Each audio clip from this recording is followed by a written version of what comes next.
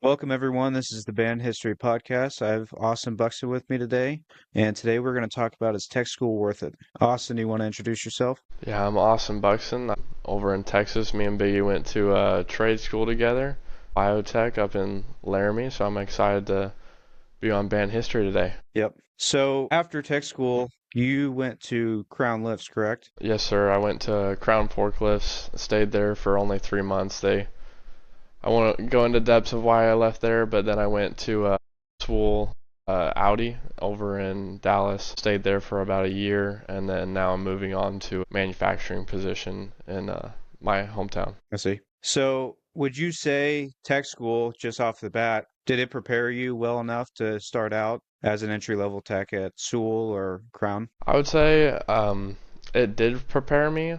A lot of the things they prepared me with was knowledge I already knew from high school classes, as well as just my own experience doing maintenance on my own vehicles. Yeah. So, what do you think your biggest takeaways from school were? My biggest takeaways were probably just having the diploma is a big part of it, especially Hmm. with school. They won't even hire people who don't have a trade school diploma, as well as some of the specialty classes, like the trim and upholstery class. I feel like I probably wouldn't have been able to learn that exact skill many other places. So I think that was probably my biggest takeaway from it. Yeah, and I'd agree on that. One of my favorite things about going to the school we did was just the ability, like high performance power change, chassis fab, all that kind of stuff. Trim and upholstery is a really cool one. So that's one you really don't see at any other tech schools. At least I haven't. But so I guess starting off, yeah, what did we start in July 23? Yeah, because it was July 2nd or something like that because we had July 4th in the middle of the week. So and Yeah. then we both, or did you stayed, you graduated at the same time as me, or did you take another class afterwards? I ended up staying there 9 months after you left, I believe. Oh, really? Yeah. Yeah, so I stayed So for a year and a quarter, so you would have stayed for 2 years? yep. So I took all the specialties they offered. I probably could have left earlier, or I definitely could have left earlier, Yeah. but no, I wanted to take everything they had to offer.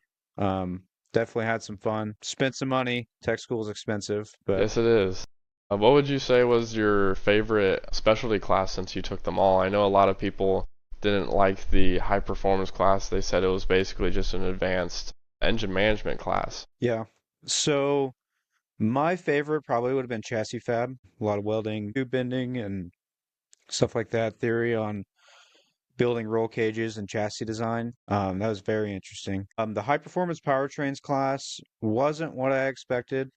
There was some good knowledge for people who have never torn an engine down on actually going through, taking an engine down to bare block, putting it back together the right way. So that was really cool. Yeah, I would But agree there. yeah, which I've talked to other people that went to other small local tech schools and they go through a whole program and never actually tear an engine down. Really. And it's primarily theory based. Yeah, I So, know one of my friends over at Swool, he went to a local college and he actually did more than I did at wyotech, and he was paying 10 times less than I was to go to school, and he got the same specialty, or not specialty, certificates as I did. So it seemed yeah. like that deal was a lot better for him. Yeah, and it's super dependent on, I mean, there's a lot of things that go into it, I think. So I guess we'll jump into this. Would you say tech school is worth it to the average kid wanting to get into this industry? I would say no. I personally wished I would have just went straight into a dealership environment. Whether you went to trade school or not, they're gonna start you at the same exact position. You're gonna make the same exact amount of money, and they're still gonna teach you everything that you would have learned at a place like wyotech. Where wyotech would maybe be good is for somebody who has zero knowledge and maybe doesn't want Mm, to go into a dealership role but still wants to learn something about vehicles. I would still say you're probably better off being a YouTube mechanic, if you know what I mean, and mm, going down that route and instead of spending $30,000 to go to a trade school, or going with a local option, even just spending that money and taking apart stuff yourself, you don't necessarily need formal training for a lot of it. yeah. Now, what I would say on that is I kind of agree on the part that it really depends on who you are. if you're walking in the door not knowing anything, having the access, the instructor's knowledge base, and everything was definitely a big advantage if you're willing to utilize that. You and I both know we went to school with students who didn't use that at all, Yeah, who were they just there, were just treated it like coasting high by. school. Yeah. But I think if you're willing to put in the effort and take everything you can, get your money's worth out of it, it could be useful. But I will say the biggest advantage wyotech has is you're learning everything. It's an advantage and a disadvantage, but you're learning everything you would at another tech school in 2 years, but in 9 months. So I guess you're making career ready in 9 months, but you're also jamming in a lot of that information really quick, and retention probably is a little bit lower, I'd say. Yeah, for sure. Now, what would you say if you had to recommend tech school to somebody? What kind of person would you recommend that to? I'd probably just recommend it to somebody who has zero knowledge about vehicles at all. Definitely somebody who wants to get into automotive trade, maybe wants to work at a dealership or a performance shop. I probably wouldn't recommend it to someone like me or you who already knew a lot about vehicles and knew how to take apart an engine, how to do basic maintenance, knew a lot of the fundamental stuff. Because a lot Hmm. of it was kind of just review for us, especially going through our first EMS class. I know a lot of that was review, and we were kind of almost lied to on when we were talking to our recruiters of they told me specifically that if you didn't already know something about vehicles, that this wasn't the school for you. And after being there and talking with other students, I found that a lot of them had been told the exact opposite, that if you knew nothing, that this Hmm. was the perfect school for you. And I know they've taken strides in trying to fix that, and I don't know if that's still going on or not, but I know that was a big problem when me and you. Yeah, that was definitely a big talked about thing while we were up there. And like you said, I know while we were up there that they were really trying to go out of their way to get that fixed. Haven't been there since March or early summer, so I don't know what's going on up there. But yeah, and I would say you probably see that among a lot of tech schools and a lot of colleges in general. Yeah, I'd agree. Now, it is unfortunate. A lot of these bigger, you're starting to see a lot of these bigger tech schools, even the ones that have been around a while, wyotech, UTI, Lincoln Tech, they're really charging now what it would cost to go to a normal college. And that's kind of where I think that it kind of sucked because it was kind of pitched as, hey, go to tech school. It's the cheaper option than going to college. But I have as much student debt now as if I were to go take a bachelor's degree at my state school here. Yeah, I mean, you're spending $30,000, even more over the course of 9 months, and Wyotech was on the cheaper end of that. I know Lincoln Tech was higher, and if you want Yeah, to take any extra specialties, anywhere between 10 and 15,000. So that's yeah, definitely a large amount of money for a trade school. yeah. I say it's gone up recently, but I think it was 30,000 when we both started and 10 to 15 for extra specialty added on. So that, I mean, that adds up quick. Now, like I said, if I know chassis fab, especially, you could get your $10,000 worth of education out of it, definitely, especially when you're bringing your own projects in to work on them, being able to utilize the tools and the knowledge there to be able to build some really cool stuff. That was a big advantage of taking that class, but Yeah, I would say you could apply the same thing to the upholstery class as well. Um, yeah, There is a benefit with the ASM class that you do get an associate's degree. It is a occupational associate's degree, but it is still there, and you can get it in 9 months. So yeah, have you seen that University of Wyoming has actually teamed up with Wyotech and letting you transfer credits to turn that into a bachelor's? Oh, really? I've not seen that. Yep.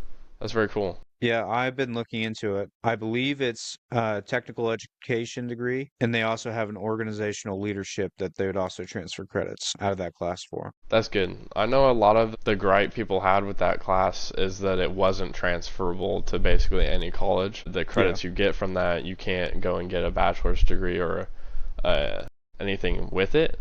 So Hmm. that's good. Yeah.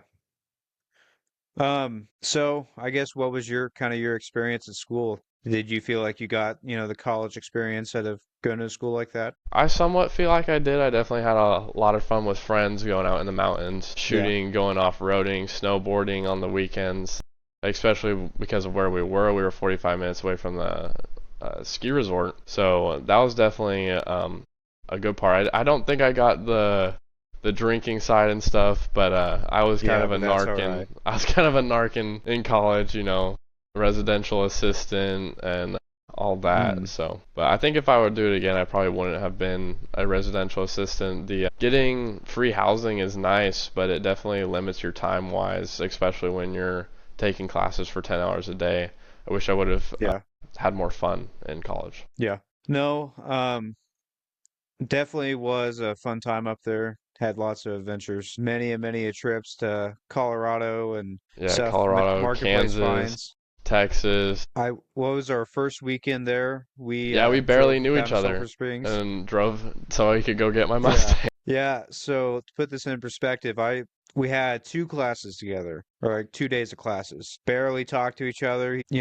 He just asked me, "Hey, do you want to go to Texas and help me pick up a car?" And I was like, "Shoot, I'm in." Wasn't till we were all the way down in Texas, I turned around and realized that hey, I've only known this kid for 2 days, and now I'm like 18 hours away from, my apartment. So Yeah. yeah, definitely a fun time though. Glad it Yeah, and we worked out. took Yeah, definitely wild, but we'll be able to tell our kids someday that all the wild stories and fun adventures we went on. yeah. So, what kind of projects you got going on right now? Uh, right now I have a Lemons car, so it's a 1984 Corvette.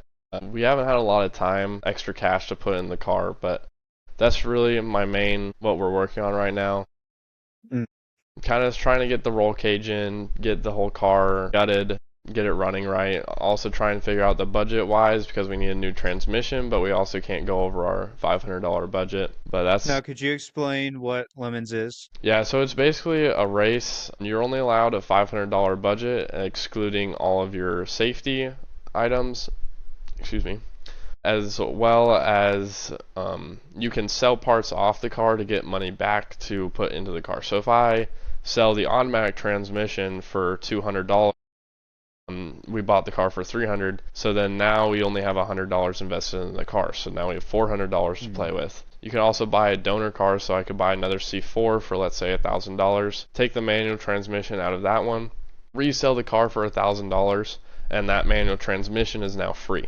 So that's kind of how you get around the whole $500 thing, especially today when used cars without engines are going for $1,000. yeah. And then you basically race these shitty lemon cars for 24 hours. A lot of their races aren't actually 24 hours. They normally only have one or two races a year that are full 24-hour events, but they'll Mm, have 9, 10-hour or over 2 days. So you'll have 10 hours one day or 12 hours one day, 12 hours the next day. So that's mm, kind of the whole deal. You also need 3 to 4 drivers because you can't just drive for 24 hours straight, obviously. yeah. So yeah. So, do you have a team put together yet? We do. We have one of my friends from wyotech. You know him, Gavin, and then Yeah, the a guy I know in Washington. He taught me how to drive dwarf cars, so he's part of the team as that's well. cool. We don't know if we're gonna have a fourth driver or not. We have a couple people we've asked, and they're kind of on the fence about it, and don't know if they're gonna have the time or availability to do that, especially since we don't have the car finished yet. Yeah, How about yeah. you? So Any you're projects playing you're working on? too many to count. I can imagine. I've seen the pictures you send me. Yeah. My biggest project right now is my first full-size pickup. I had a 1992 Chevy 1500. Put a small block in it. We built that in class. It come out of a 76 Nova, and I have fuel injection We're on going it. to get that car. Yeah. Yeah. So we found a 1976 Chevy Nova running, driving. I don't remember what part of Is it like Colorado. Colorado Springs, I think, maybe? It may, yeah, probably. I think it was in Colorado Springs. Anyway, we drove down to or Kansas. I think we went to come visit my home, and on the way back, we picked up this 76 Nova. Definitely had a lot of fun working on that car. It was a real rust bucket, but I ended up actually selling that or trading that for a 1976 Toyota Hilux. That was definitely So, worth the trade. yeah, Especially missing an um, engine. yeah. So I that's one of my projects. It's got 1-ton axles under it, full tube chassis. Basically, I'm gonna build like a pre-runner out of it. I have the cage done in it, or for the most part. Still needs a lot of tubing work, and I don't have a motor for it yet. Then I have a 2015 Subaru BRZ with an LS3 in it. I want to put a turbo on it. That'd be pretty sweet. I think you should do twin turbos. More the merrier, you know? Yep. I don't know if I can fit it. That LS takes up the whole engine bay. So I'm the only place I can think that I could actually fit it would be behind the rear bumper, do a rear mounted setup. Or I might just throw a supercharger on it. Who knows? We'll see what happens. And recently acquired my friend here, Austin's Mustang. Yes, sad days. So sad days, but we'll take care of it. Yeah, that's pretty much all for projects for me at the moment. If I ever get to where I'm not working, maybe I'll finish one of them. Yeah. Do you think you But would have been able to do those projects without the assistance of your schooling at wyotech? the my Hilux chassis fab definitely taught me everything I'm going to need to know to finish that. The previous roll cage stuff I had done before school was pretty small compared to what I learned up there. So I'd say that part definitely. Like you've mentioned, that trim and upholstery class was top tier, I think. Yeah. I mean, I don't speaking think of you're, them, the Mustang, that whole interior was done in that trim and upholstery class. yeah. And I can put up a picture of that interior you did. That was pretty cool. It's definitely got some wrinkles in it, but But I mean, go look at a lot of people who start out their first trim and the first interior. Most of them look a lot worse than that. But you got to learn. So yeah, definitely fun times. So I mean, you said if you had to do it again, you would have gone straight to a dealership. If knowing what you know now from being in the industry, would you come back to the automotive industry, or would you still have done something else? I think I probably would have stayed away from the automotive industry. Majority of the people I know who do work at dealerships or are working at dealerships or did work at dealerships, none of them want to be technicians anymore. They say the Yeah. pay's not good enough, the warranty, they screw you over on every chance they get. The dealerships Hmm. don't treat you right. And it does, if you have a passion for cars, it can really ruin that for you. I definitely didn't want to work on cars when I got home from working on cars all day. I think Yeah. manufacturing is a good route for at least me. I like the schedule, I like the hours it is, and it does work out that it is close to my house. So Yeah. I think I would have probably maybe not stayed away from the automotive industry as a whole, but maybe stayed away from the dealership side of it. Yeah, I've never been on the dealership side. I still am a technician, but I am also doing the manufacturing side. So I during the week work at an independent shop, which I really enjoy. I do a lot of front ends and alignments and that kind of thing. It's really my bread and butter. Then on Gravy weekends I'm work. actually do what? I said you got all that gravy work coming through.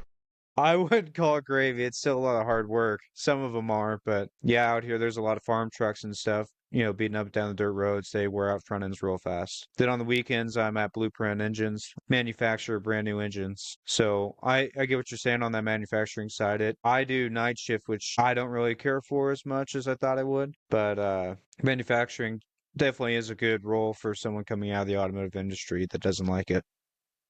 Unfortunately, I think you're right on the dealership side. A lot of people are getting hosed with warranty work coming in the door. It's kind of a gut check. I still think there is a lot of good jobs in the automotive industry if you're willing to look for them.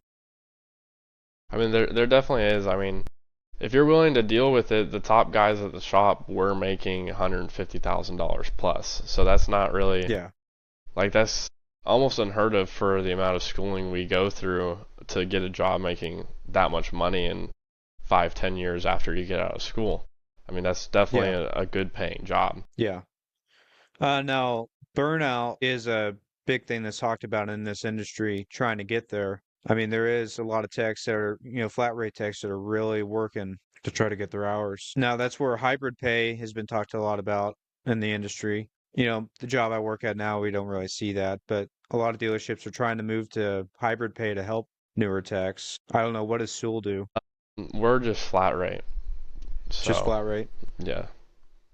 Um, Yeah. I know there's been like a lot of the techs want it to be a hybrid system or a hourly with a bonus, but I don't see that coming through anytime soon. I mean, I know every year by year, they're more and more shops are going to hourly. I know we talked about that in our management class as well as in our EMS class, Yeah. especially with Robert Stage, who I know has been on the show before. And the diesel side is actually more hourly. So maybe one day the whole automotive industry will be hourly, but as of now, I don't think that's in the near future. Yeah. Definitely. I know on the independent side it's 90% hourly. I know, well, like you see the CEO of Ford coming out saying we don't have enough techs. They could fill all these jobs, and that's just Ford. That's not the whole Yeah, industry. The whole industry has got an even bigger problem with not having enough techs. And unfortunately, they're going to have to start paying techs better or giving them better packages. yeah. It would be cool to see if the government, would make some tax incentive program for dealerships to take in and train new guys at a reasonable rate.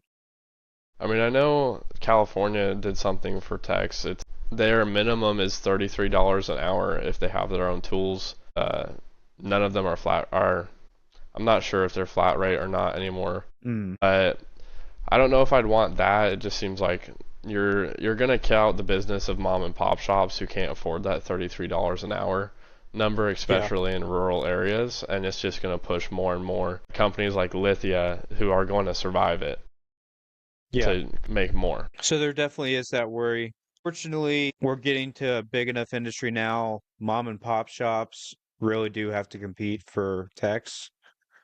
It is really hard to find anybody to work these days. And I mean, that's always been a problem, but now the average family has more vehicles than before. I don't know how many cars you got, but I have plenty. Yeah, Yeah, like I said, with the average family having more than one vehicle and everything, and it just gets more and more as time goes on.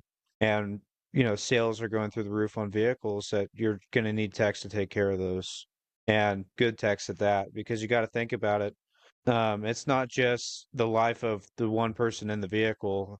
Say a tire comes off, hurts that person, but what other collateral damage does that cause? yeah. So, And flat rate you isn't know, making that any better, pushing techs to just push hours out and making yeah, shortcuts, taking shortcuts, not doing things the proper way. I know I can't tell you how many times I've seen technicians not torque something. That's just the normal in the automotive industry. You just don't torque things unless it's engine work or tires. And that's the yeah. only thing I ever saw being torqued. Yeah. Yeah, and that's unfortunately the way the mindset in the industry has kind of been pushed towards is people are wanting, their vehicles back faster, pay less hourly rate, they're going to the cheapest guy who can do it. And so that really can be a problem. Especially like part of it is the dealerships and the shops, but a part of it is also the companies. I know we had an update come out. It takes about 3 to 4 hours, and half the time, or more than half the time, the update would fail. And when the update fails, you didn't get paid for it at all.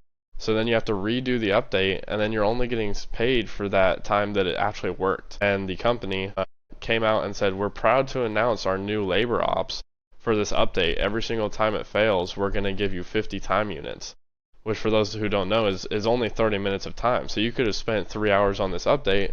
It fails near the very end, and they're only going to pay you half an hour. So that car's been sitting in your bay for 3 hours, and you just got paid half an hour for it. And then you have to do it again. Yeah. Yeah, that's definitely a bad deal. There's a lot of stuff like that, especially like you look at the 6.0 Ford, um, all the problems it had because Ford rushed it out of production or into the production. And you see in all the recalls and updates it had with that.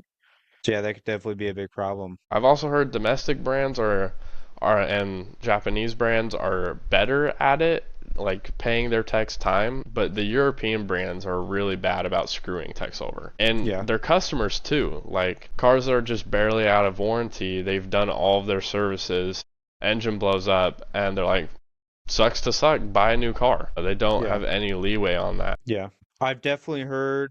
Do you remember Jeff Chai? Yes, I did. Yes, I do. Kind of hard to forget him, but Yeah, very eccentric guy. yeah, he talked and praised Toyota corporate about how well they took care Yeah. of their techs. I know he did not like Nissan Corp. Yeah, he did not.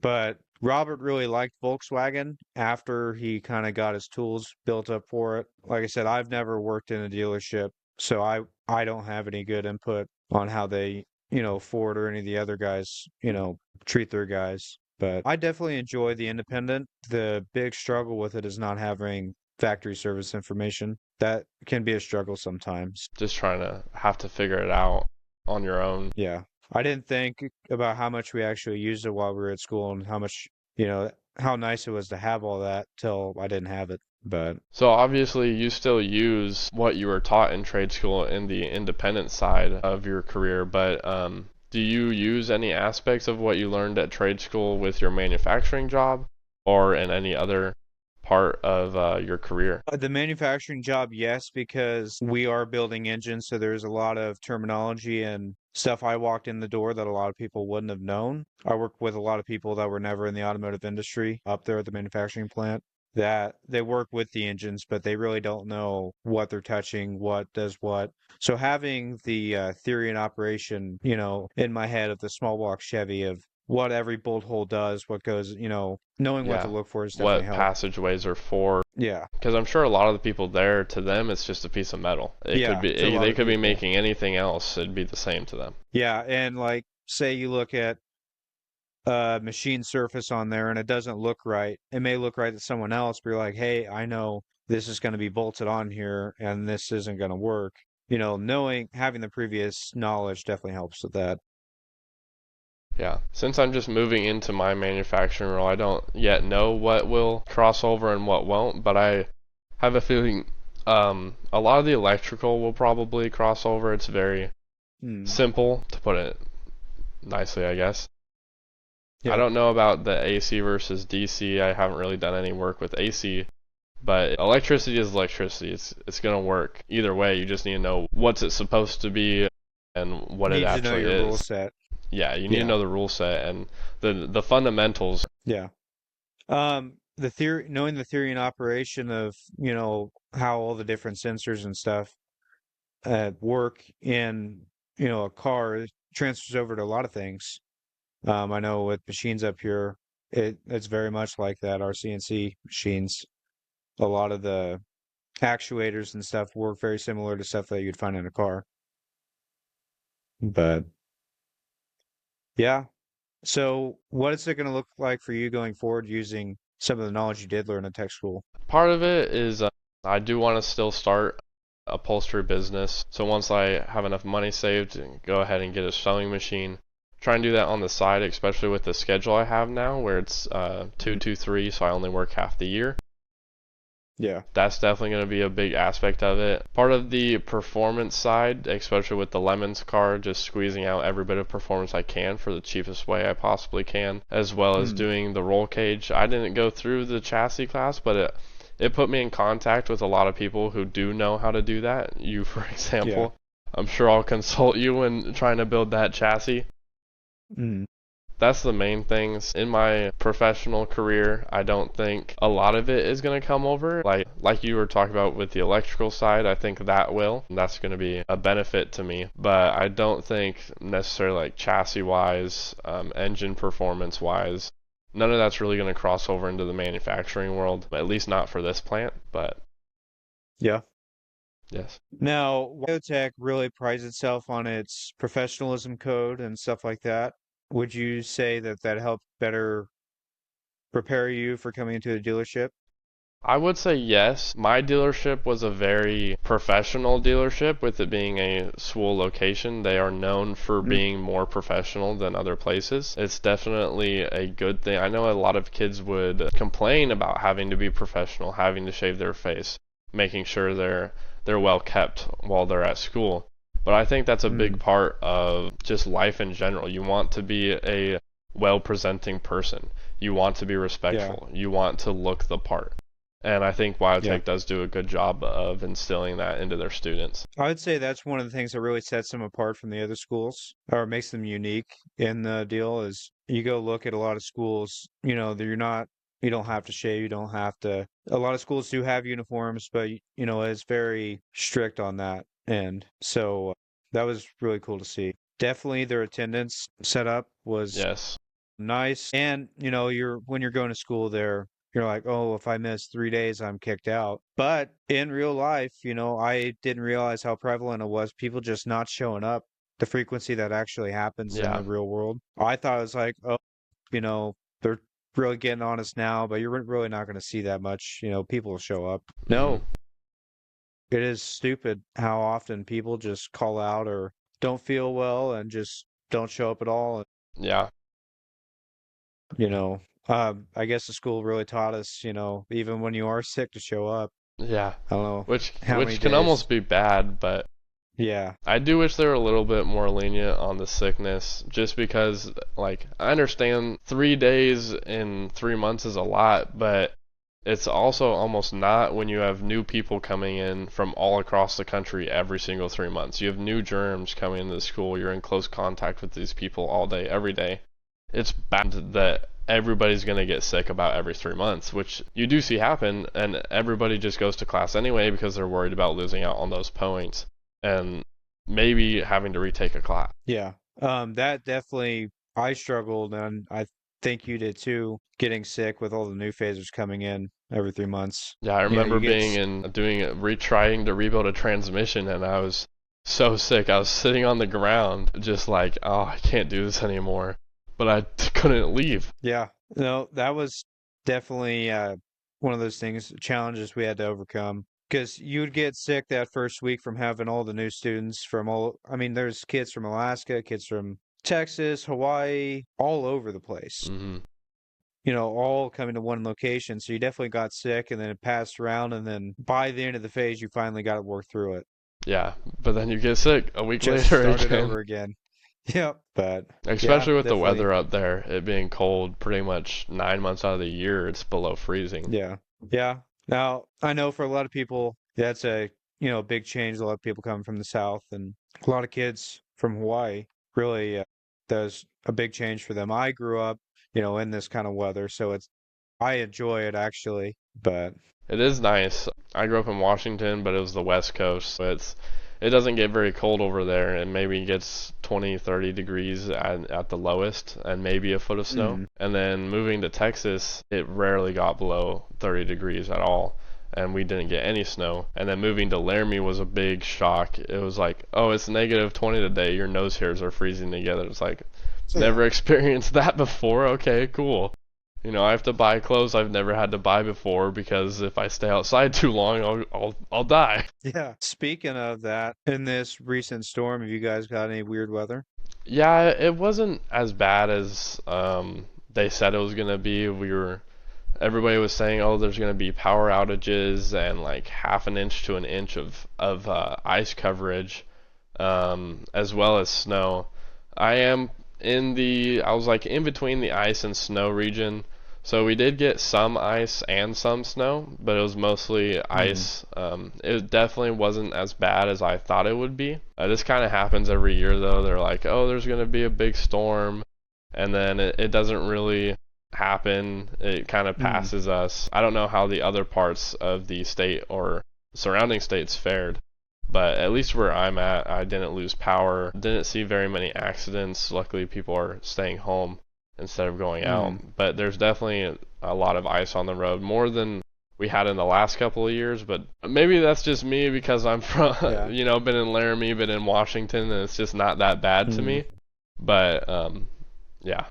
How about you? Did you yeah. get any of that storm, or did it go around you guys? So, where I live got some. I've heard everywhere from 8 inches to a foot. I was actually in Nebraska over the weekend, so we got 2 or 3 inches, and it was pretty much just cold. We were down in the negatives all weekend. So, Yeah, we didn't. We definitely didn't get no negatives. We got 16 degrees, but yeah, I think there was one night we had -15 after wind chill. that sucks. That's one thing But I definitely don't miss about Laramie. Negative 20 yeah, degrees with wind chill. It's like negative 40, negative 50. yeah.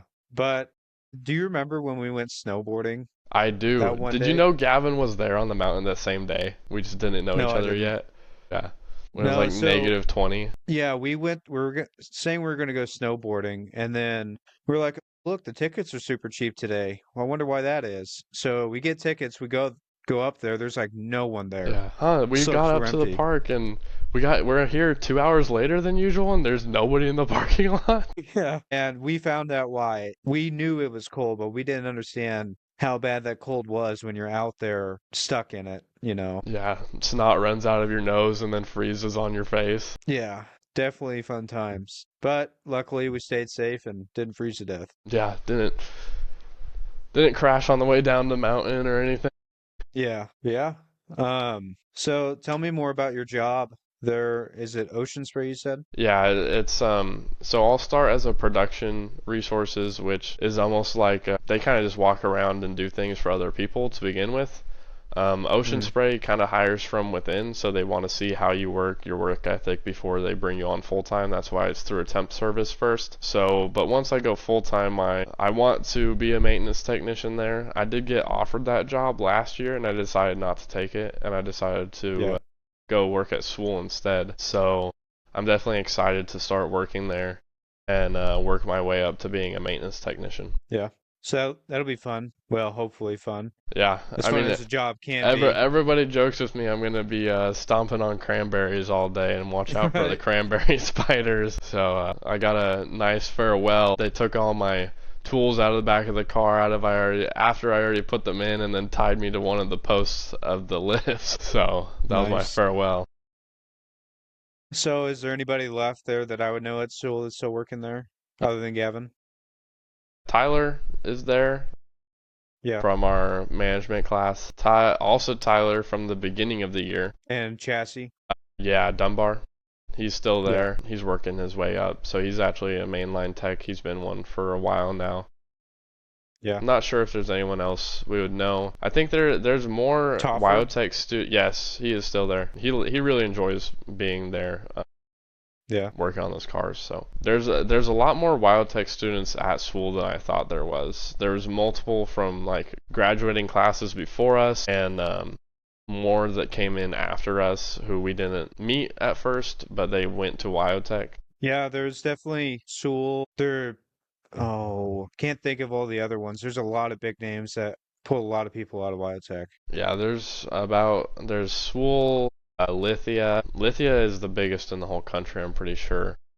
Mm, And then there was another one based kind of in the Midwest, but I don't remember their name. yeah.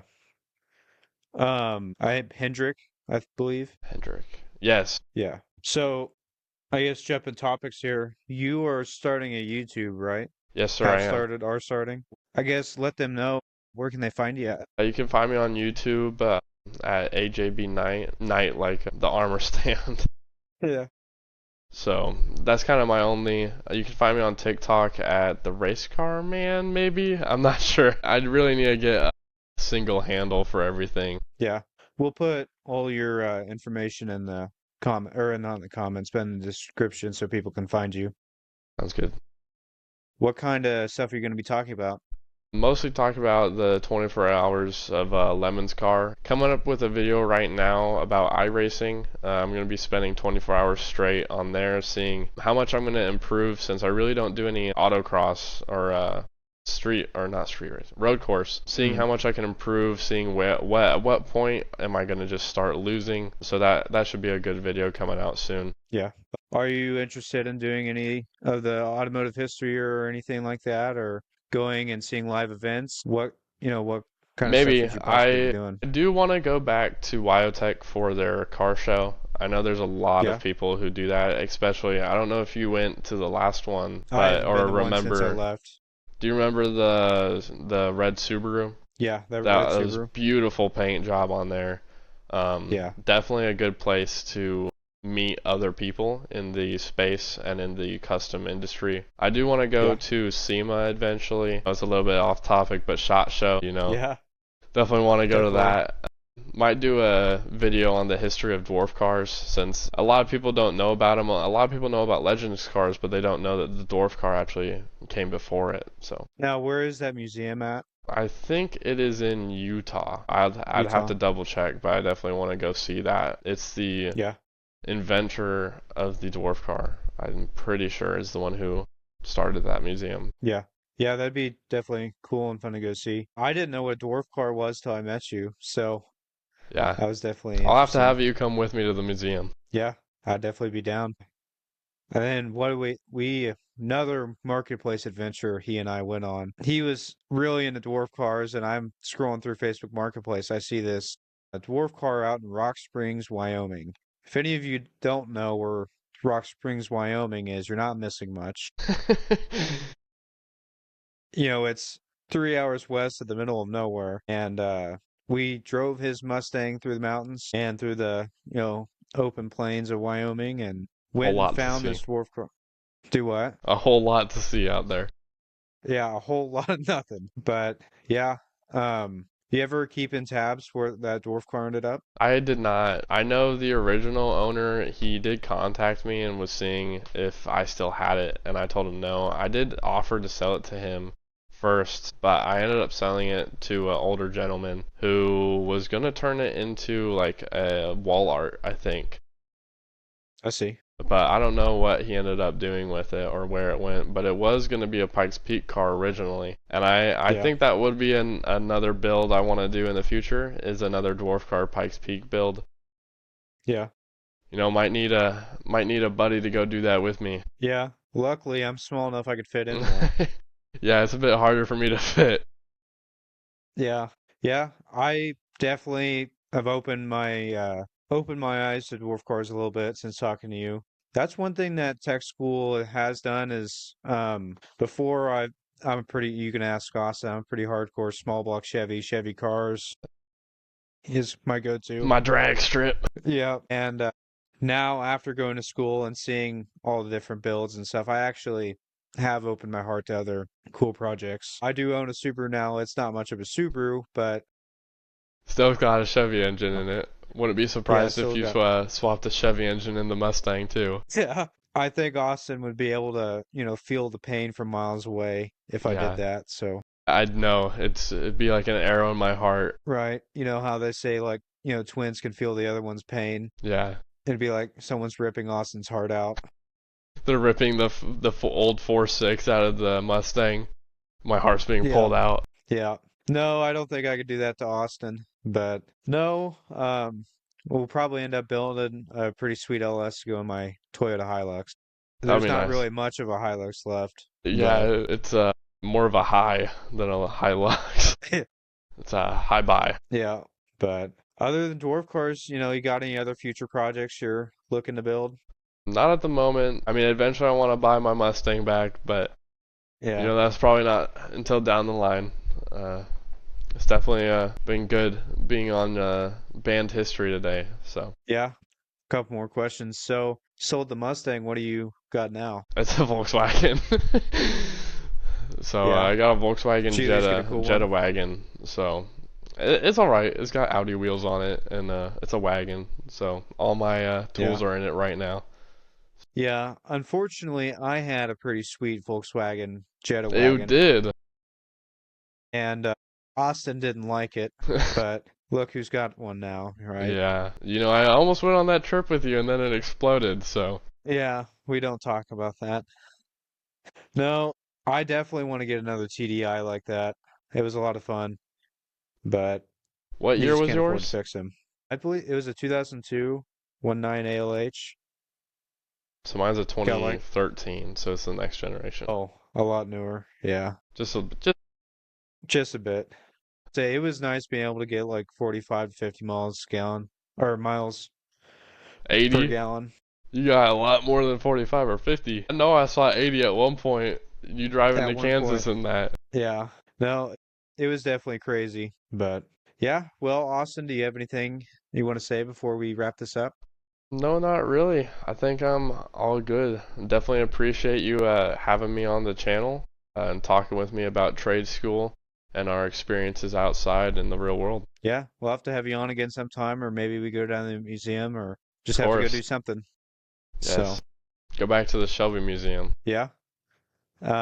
There's another really cool one up here or up in Nebraska that has a lot of one-on-one cars up there you'd really like.